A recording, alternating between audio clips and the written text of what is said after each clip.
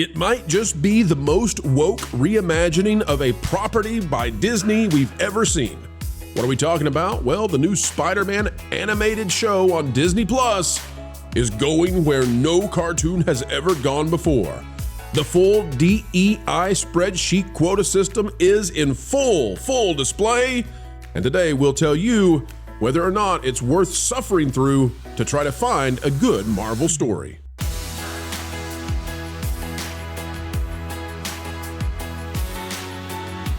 Hello folks, welcome back. It is a joy coming to you from somewhere sunny USA, where not only are we glistening every time you're listening to a video, but also we've got Disney bristling at the idea that we just continue to be successful, and even more successful, and it's all because of you. Folks, click that like button and let's get down to your friendly neighborhood Spider-Man, who now lives in a place where apparently only pale-skinned people are doing bad things. And, well, savior complex of the light-skinned variety? Yes, Disney, that's you.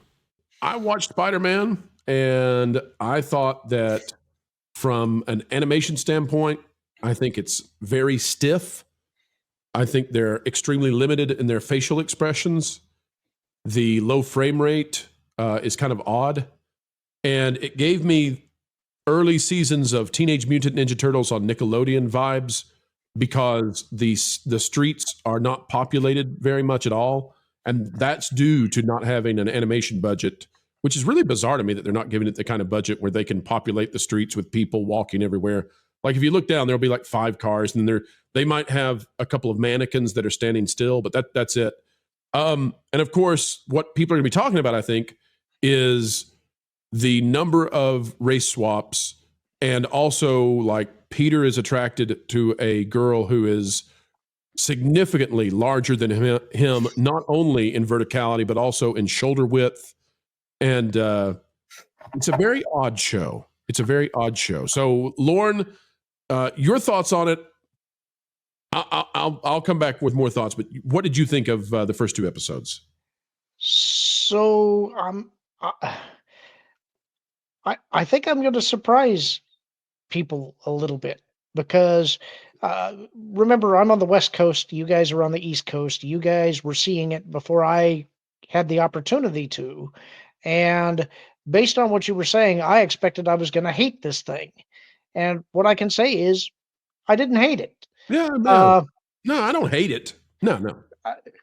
It's kind of difficult to say how I feel about it. When I was watching it, I was surprised that I was not terribly bothered by it. And what I had to do is kind of separate things into what do I like, what do I not like. And what I came back with was I actually like the animation. I like the pseudo retro style that they're going with for some of the artwork to make it look like 60s comic color palette. I thought the voice acting was pretty good. I thought the music in the show was pretty good.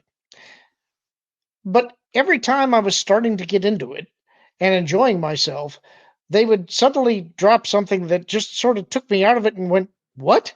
And the biggest thing was Harry Osborn, as I'm sure you guys are going to talk about. Normally, there he goes in the green. Everybody saw him. I mean,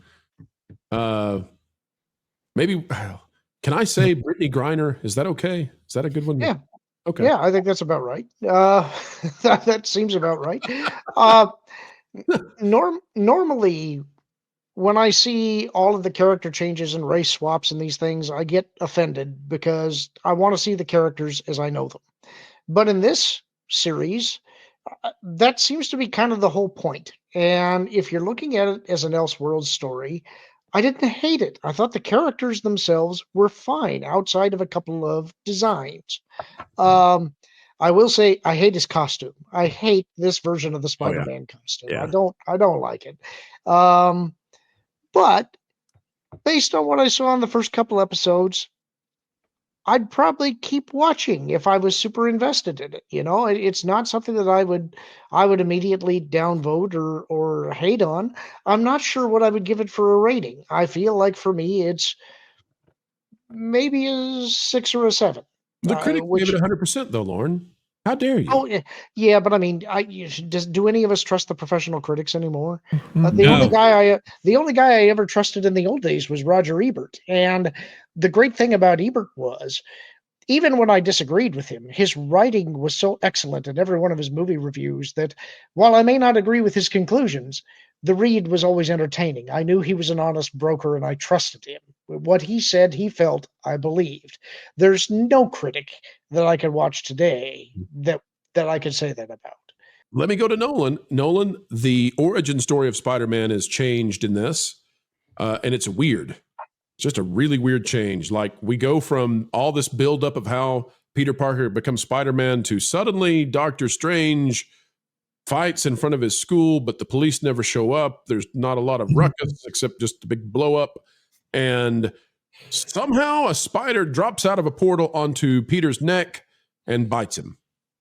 That's how he becomes Spider-Man. So that's one of many changes. Nolan, what are your thoughts on the changes that we saw with Spider-Man? I am so glad you brought that up, because that was actually the exact point I was planning to bring up. Was I, as someone who will very much vouch for, take some extreme creative liberties as long as you're staying true to the characters that are beloved and people hold so dear. You can do some really drastic changes. Like, I know not everyone vibes with that costume. I kind of like it because I'm kind of tired of seeing, the more traditional Spider-Man costume. I like seeing some drastic changes, like the Spider-Man 2099 costume, for example. That's a good example of, you can take something that's iconic but still do something new with it.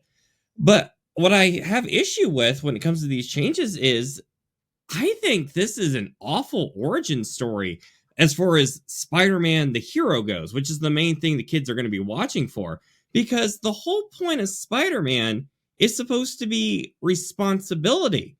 And it's implied in this that Uncle Ben has passed away and it's just Peter and Aunt May now. But the problem is, like, you have with great power comes great. Oh, never mind. I'm dead already. Yeah. Yes. And that spider coming out of the portal and just biting him there, you completely remove that whole arc where, he has to learn, like, responsibility, as far as, because he was trying to use his powers for selfish means. He was trying to use it to make money, get girls. In this show, what are his powers? Because he gets bit by the spider, but he's using machinery to shoot the web. So that's not a power. That's a thing that he's built. All I can figure is it gave him the ability to stick to walls. Like, I don't see any spider senses or anything that he got. All right, Lorne. Lorne's he's going to counter us. Well, not counter exactly, but I'm wondering if this is going to be elaborated on more in the future, because the portal that he popped out of is not like a multiversal portal. It is a Doctor Strange portal.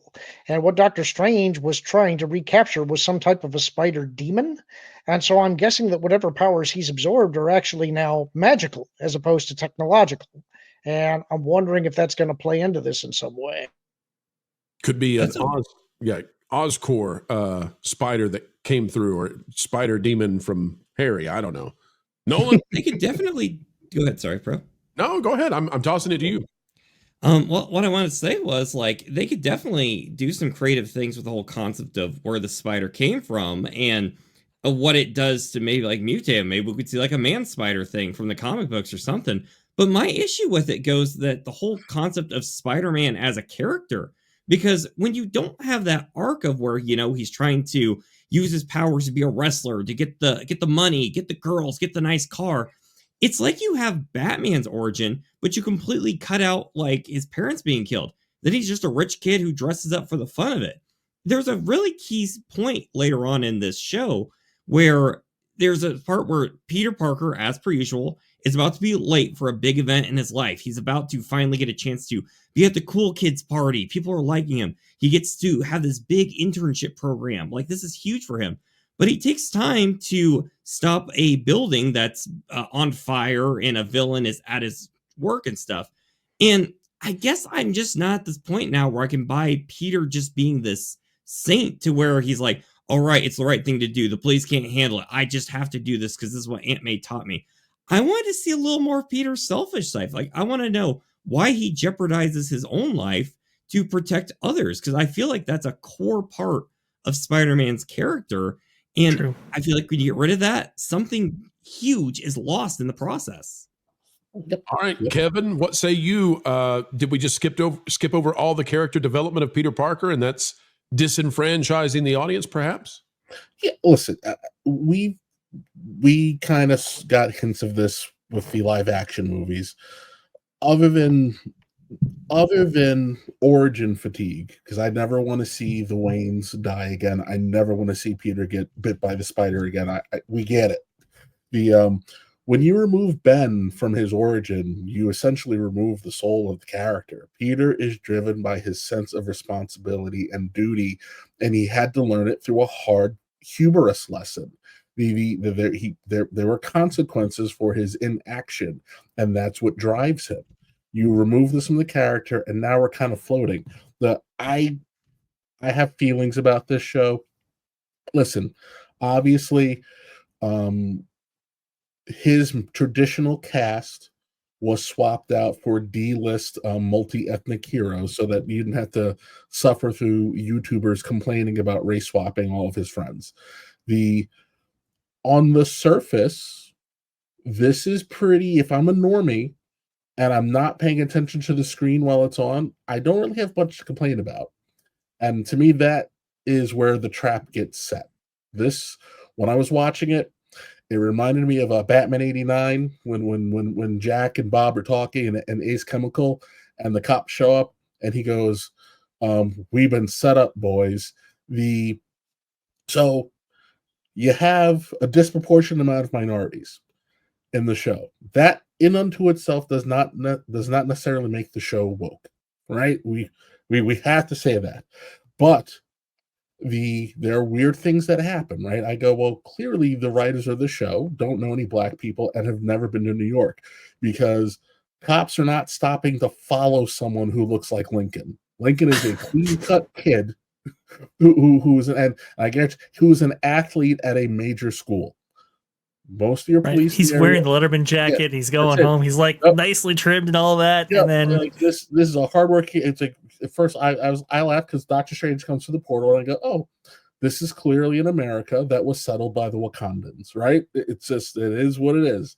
Yeah, I'm willing to roll with it. We're having fun with it, but they do things a certain kind of way that I feel like we all know this show was developed during a certain point in time.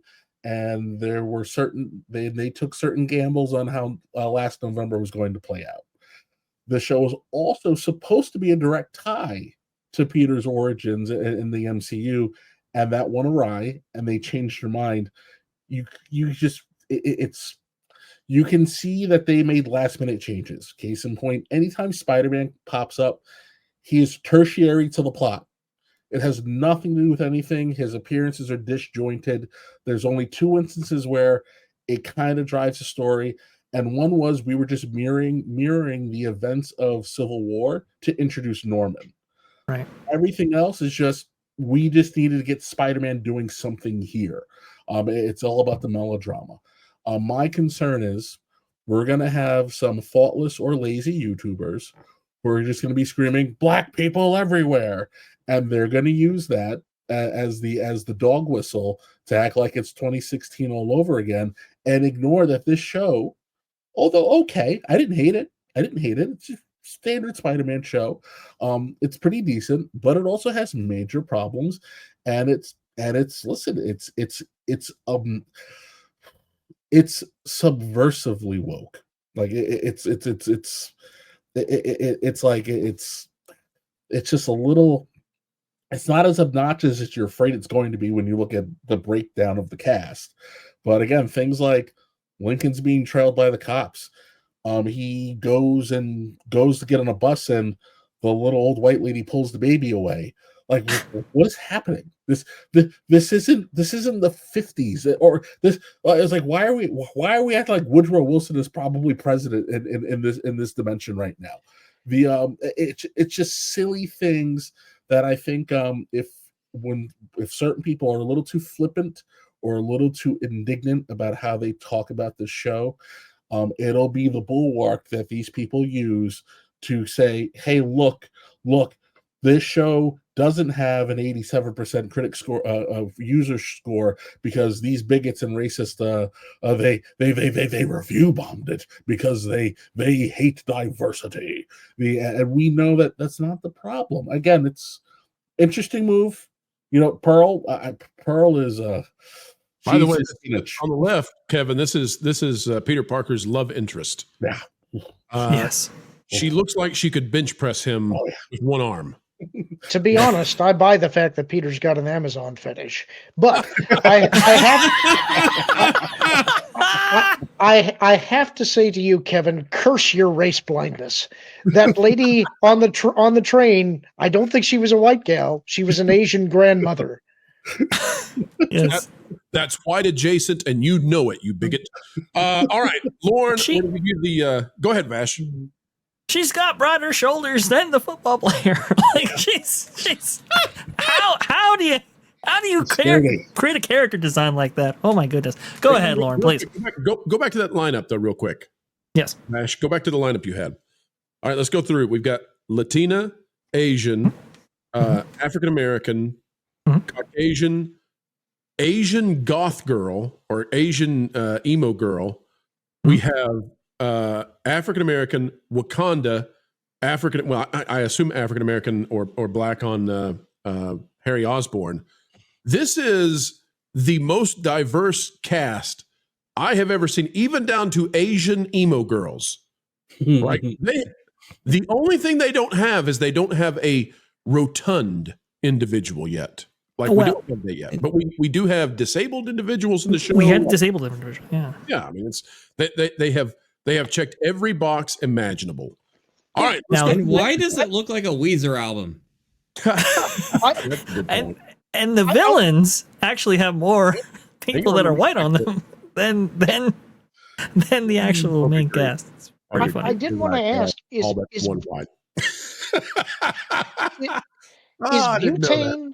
Is Butane an existing character, or was that created for the show? Because I wasn't familiar with that character. I Same don't here. Know. I think he's created for the show, unless he's a brand new character. I've never heard of him before. I hadn't either. I actually liked Butane. I thought he had kind of an interesting design. This is funny though. So 1, 2, 3. Okay, so the villains 1, 2, 3, 4, 5, 6, 7, 8 white characters and 1 not white character for the villains. Right. This is gosh. Well, and you notice this in the show, by the way, because in both episodes, the jerks of the show are white people. like all the and this is where the woke meter goes up. It's not just diversity. It's all the BIPOC characters, they would say, are all angels. They're all the best people that you've ever known, and they're all great at heart. But all the white characters, oh no, they're stealing, they're robbing from pizza parlors, they're beating up Harry Osborn, they're doing all kinds of stuff. So that's kind of that increases the woke factor by some degree. But Lauren, please, your thoughts before you have to depart. Let's go around the horn and do the score. Lauren, 0 to 10. What's your score for the first 2 episodes? I think I'm going to call it reluctantly, but I think I'm going to call it a 7 for me, which is higher than I thought I was going to give it. Yeah, there's no problem with doing that. All right, Nolan, 0 to 10. What are we giving it? 5. It's exactly in the middle for me. Like, it's not a slog by any means to watch. I think it's much better than, say, the Ultimate Spider-Man cartoon that came out a few years ago, where it just came off as a marketing gimmick. And this show at least had a theme song, unlike that show. But I do feel like it just has a lot of things holding it back to where I feel like it's hard to really focus. And I don't know, maybe my standards are just on the Spectacular Spider-Man cartoon, because I think there's a lot of really good stuff with the human stuff. The whole thing of Spider-Man having to hang out with his love interest boyfriend, that is a Peter Parker plot right there. It's random, ridiculous. I like it, but I think there's just too many changes that are holding this thing back. So it's a 5 even for me, right in the middle. Vash, what say you? I think I'm going to go with a 6 for now. There are things I like about the show. Actually, the strongest thing in the show is Peter Parker. I actually like Peter Parker quite a bit. His affect and everything like that definitely feels very much correct. But man, there's so many problems with this show. There's so many things that take me out of it, like Lauren said. Not the least of which, by the way, come on, you call this guy a quarterback. He's wearing number 36 and he's receiving the ball. What are you doing? It's not. Oh, no. That's Oh, a running back number right there. And he's receiving the ball. So is he a receiver? Oh, no, I didn't notice that. Yes. He's the quarterback with the number 36. They have no idea. No idea. But then they make fun of Peter Parker, saying, oh, well, how many home runs did he slam dunk or whatever? But it's like, you know as much about sports as Peter Parker does. Stop that. Just don't make that joke. It's ridiculous. That's so and, bad. listen, and Peter's a kid from Queens. At the very least, he knows baseball. At the Right. very least, he knows baseball. Stop. Yes, absolutely he does. Kevin, what are you going to give it? 6.5. Yeah, I would give it the 7, but just the wokeness, like it's really bothersome to me. This is a different kind of woke than like Acolyte and all that stuff. It's subversive, and I don't like that kind of stuff. I think I 6. agree. The thing I kept saying to myself while watching it is that it's close. It's like it's close to where I want it to be. But every time I started to get into it, it's like there's something there that they drop something and it's like you pulled me out of it. But Well, overall, go ahead. Sorry. like the Nico character, oh yes, you could be here. She's clearly has lesbian tendencies, and it's like, why do you do this? Why do you have to just drop this in the middle of what was a pretty good, decent conversation? Go ahead, Lawrence. Sorry. Well, let me throw my score real quick so we can get the review score up. I'm going to give it a 5 out of 10. I think it's meh. It might get better, it might get worse, but it's just if you pull the woke stuff out, it's just it's meh. It's not exciting. It just exists. It's retreading with, different races.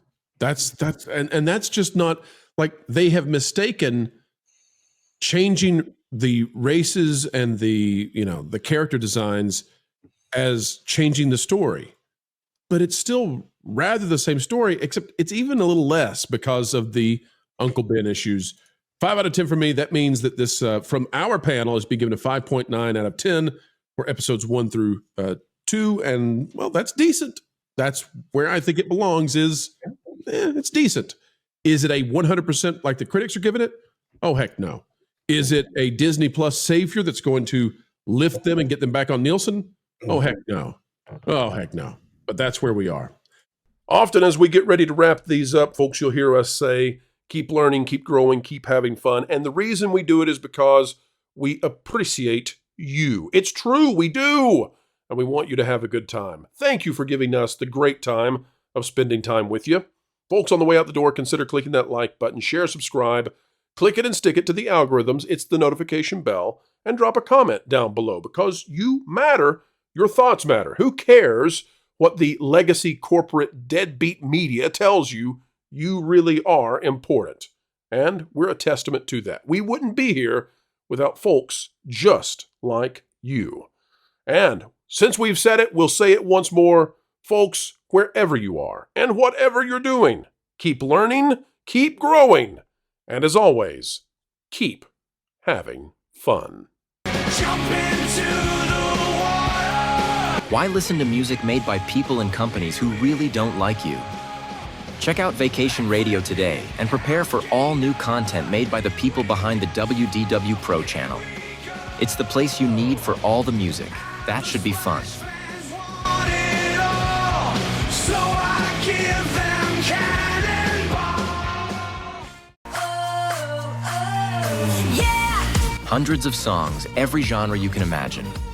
Listen live on YouTube and enjoy a set list that's always sunny. It's Vacation Radio. Arizona.